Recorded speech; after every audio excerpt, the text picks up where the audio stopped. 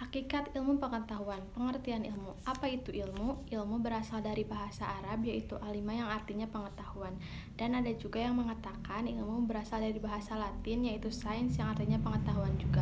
Apa sajakah isi ilmu? Ilmu terdiri dari 3 kategori. Yang pertama, hipotesis, teori, dan dalil hukum. Lalu ada pengertian pengetahuan. Secara etimologis, pengetahuan berasal dari kata dalam bahasa Inggris yaitu knowledge. Dalam kamus filsafat dijelaskan bahwa knowledge adalah proses kehidupan yang diketahui secara langsung dari kesadarannya sendiri. Suhaidi mengemukakan bahwa pengetahuan yang dimiliki manusia terdiri dari 4, yakni pengetahuan biasa, pengetahuan ilmu, pengetahuan agama, dan pengetahuan filsafat. Perbedaan ilmu dan pengetahuan terletak pada sifat sistematisnya dan cara memperolehnya. Perkembangan iptek. Perkembangan ilmu pengetahuan berkembang seiring perkembangan zaman. Dimulai dari masa pra-Yunani kuno, masa Yunani kuno, abad pertengahan, zaman Renaissance, zaman modern, dan masa kontemporer. Hal tersebut diuraikan oleh Surajio berikut ini. Yang pertama ada zaman pra-Yunani kuno. Di zaman pra-Yunani kuno, manusia masih menggunakan batu sebagai alat peralatannya. Oleh karena itu, masa pra-Yunani kuno disebut juga zaman batu. Lalu yang kedua ada zaman Yunani kuno. Bangsa Yunani kuno pada masa ini tidak mempercayai lagi mitologi-mitologi. Yang ketiga ada zaman abad pertengahan. Para ilmuwan pada masa ini hampir semua adalah para teolog, sehingga aktivitas ilmiahnya terkait dengan aktivitas keagamaan. Semboyan yang berlaku pada zaman ini adalah archiladeologia. Lalu ada zaman Renaissance, ditandai sebagai era kebangkitan kembali pemikiran yang bebas dari dogma-dogma agama. Renaissance ialah zaman peralihan ketika kebudayaan abad pertengahan mulai berubah menjadi suatu kebudayaan modern. Lalu ada zaman modern. Zaman modern ditandai dengan berbagai penemuan dalam bidang ilmiah. Perkembangan ilmu pengetahuan dari zaman modern sebenarnya sudah ada pada zaman Renaissance. Yang terakhir ada zaman kontemporer, yaitu abad ke-20 dan seterusnya.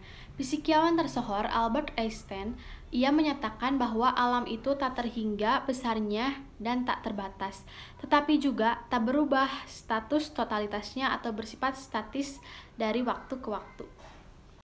Selanjutnya, Pancasila sebagai dasar pengetahuan dan teknologi. Nah, adapun nilai-nilai Pancasila sebagai pengembangan ilmu pengetahuan dan teknologi yang terkandung dari sila-sila Pancasila diuraikan sebagai berikut. 1. Yaitu nilai ketuhanan sebagai dasar pengembangan ilmu. Di sila ini memberikan dasar bahwa iptek tidak hanya memikirkan apa yang ditemukan, apa yang dibuktikan, dan apa yang diciptakan, tetapi harus mempertimbangkan juga maksud dan akibatnya. Apakah itu merugikan manusia dan masyarakat ataupun alam sekitarnya. Yang kedua yaitu nilai kemanusiaan sebagai dasar pengembangan ilmu. Di sila kedua ini memberikan dasar moralis bahwa manusia dalam mengembangkan iptek harus dengan cara yang beradab. Iptek bukan untuk kesombongan dan keserakahan, tetapi untuk meningkatkan harkat dan martabat manusia. Yang ketiga yaitu nilai persatuan sebagai dasar pengembangan ilmu. Di sila ketiga ini mendasari bahwa iptek hendaknya dapat menumbuhkan rasa nasionalisme, rasa kebesaran bangsa, serta rasa keluhuran sebagai bagian dari umat manusia di dunia ini. Yang keempat yaitu nilai kerakyatan sebagai dasar pengembangan ilmu. Nah, di sila keempat ini mendasari bahwa pengembangan iptek harus bersifat demokratis. Artinya, ilmuwan memiliki kebebasan untuk mengembangkan iptek, tetapi ilmuwan juga harus menghormati dan menghargai kebebasan orang lain. Yang kelima, yang terakhir yaitu nilai keadilan sebagai dasar pengembangan ilmu. Di sila kelima ini sebagai dasar pengembangan iptek dalam menjaga keseimbangan keadilan dalam kehidupan kemanusiaan, baik keseimbangan keadilan dalam dirinya, manusia dengan Tuhannya, ataupun antara manusia dengan manusia. Urgensi Pancasila sebagai ideologi negara. Untuk memahami urgensi Pancasila sebagai dasar negara dapat menggunakan 2 metode pendekatan. Yang pertama, pendekatan institusional atau kelembagaan, yaitu membentuk dan menyelenggarakan negara yang bersumber pada nilai Pancasila. Yang kedua, Ada human resource yang terletak pada dua aspek, yaitu pada orang-orang yang memegang jabatan pada pemerintahan yang melaksanakan nilai-nilai Pancasila secara murni dan konsekuen di dalam pemenuhan tugas dan tanggung jawabnya serta formulasi kebijakan negara. Alasan Pancasila sebagai ideologi negara. Ideologi memiliki posisi yang sangat penting dikarenakan ideologi memiliki peran sebagai arah atau pedoman bagi bangsa untuk mencapai tujuannya masing-masing. Sebagai alat untuk mencegah terjadinya konflik sosial dalam masyarakat agar setiap masyarakat dapat hidup dalam ketentraman dan juga memiliki rasa solidaritas yang tinggi. Dan sebagai alat pemersatu bangsa. Ideologi memiliki peran dalam mempersatukan keberagaman yang ada dalam masyarakat supaya dapat terbentuknya kehidupan berbangsa dan bernegara yang baik. Dari paparan tersebut, maka dapat terlihat betapa pentingnya ideologi bagi setiap bangsa. Identitas bangsa Indonesia sendiri tertuang ke dalam ideologi yang dianut oleh bangsa Indonesia, yaitu ideologi Pancasila.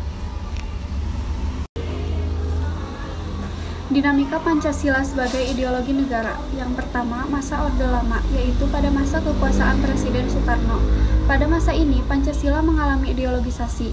Artinya, Pancasila berusaha untuk dibangun, ditanam, dan diperkuat, serta dijadikan sebagai moral, pedoman, dan kepribadian bangsa Indonesia. Yang kedua, masa Orde Baru, yaitu pada masa kekuasaan Presiden Soeharto. Pancasila sebagai ideologi negara pemerintahan ini diletakkan pada kedudukan yang kuat melalui TAP MPR nomor 2 tahun 1978.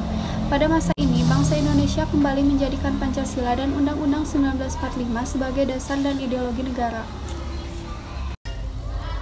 Masa reformasi. Pada masa ini memberikan harapan yang baik untuk bangsa Indonesia. Harapan tersebut ialah bangsa Indonesia kembali mengamalkan nilai-nilai Pancasila sebagai pedoman serta cita-cita bangsa dalam penyelenggaraan bangsa. Akan tetapi, pada masa reformasi ini justru Pancasila sebagai ideologi negara mengalami pasang surut. Seperti para penyelenggara enggan mewawancara tentang Pancasila, bahkan hilangnya Pancasila dalam kurikulum nasional. Ideologi memiliki peran dalam mempersatukan keberagaman yang ada dalam masyarakat supaya dapat terbentuknya kehidupan berbangsa dan bernegara yang baik. Dari paparan tersebut, maka dapat terlihat betapa pentingnya ideologi bagi setiap bangsa. Identitas bangsa Indonesia sendiri tertuang ke dalam ideologi yang dianut oleh bangsa Indonesia, yaitu ideologi Pancasila. Dinamika Pancasila sebagai ideologi negara. Yang pertama, masa Orde Lama, yaitu pada masa kekuasaan Presiden Soekarno. Pada masa ini, Pancasila mengalami ideologisasi. Artinya, Pancasila berusaha untuk dibangun, ditanam, dan diperkuat, serta dijadikan sebagai moral, pedoman, dan kepribadian bangsa Indonesia.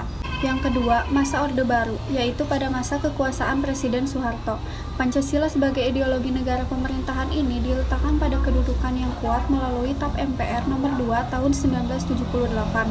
Pada masa ini, bangsa Indonesia kembali menjadikan Pancasila dan Undang-Undang 1945 sebagai dasar dan ideologi negara.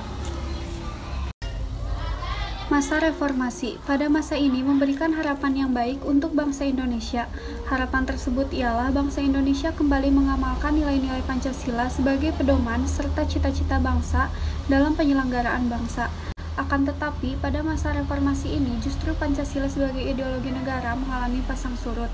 Seperti para penyelenggara enggan mewawancara tentang Pancasila, bahkan hilangnya Pancasila dalam kurikulum nasional.